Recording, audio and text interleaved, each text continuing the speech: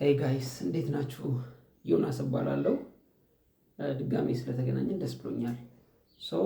ይህን ርዕስ ከአመት በፊት ነው ላወራላችሁ ያሰብኩት፣ ግን ያው ኤአይ ላይ ብዙ እውቀት የለኝም ብዬ ስላሰብኩኝ ይመስለኛል እሱ ላይም የተወሰነ መስራት ነበረብኝና አሁን ግን ፋይናሊ አንዳንድ ነገሮችን ላወራላችሁ ወስኛለሁ።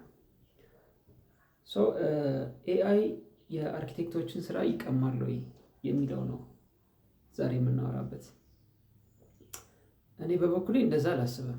ዳይሬክትሊ ስራችንን ከአርኪቴክቶችን ወይም ደግሞ ዲዛይን የሚሰሩ ሰዎችን ከስራ ሙሉ በሙሉ ያወጣቸዋል የሚል እምነት የለኝም።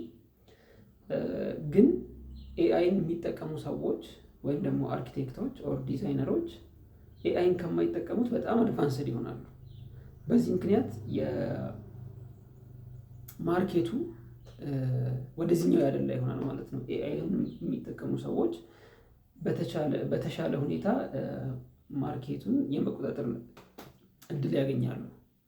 ያ ሲሆን ደግሞ አብዛኛው አርኪቴክት ከስራ እየወጣ ሊሄድ ይችላል እንጂ ሙሉ በሙሉ ስራውን ያጠፋል ብዬ አላስብም።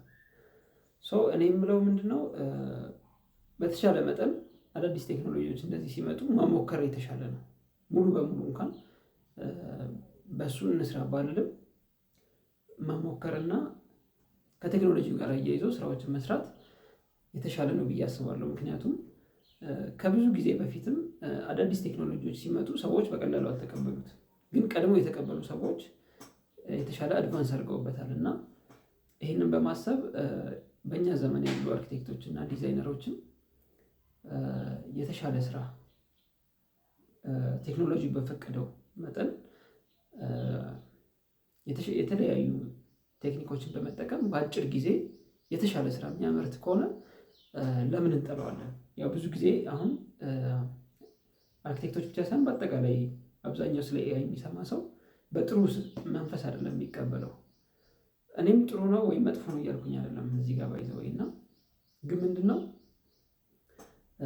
የመጣውን ነገር ማጥናት ያስፈልጋል። ጥሩ ይሁን መጥፎ ለማየት ራሱ እኮ መጀመሪያ ማየት ያስፈልጋል አይደል?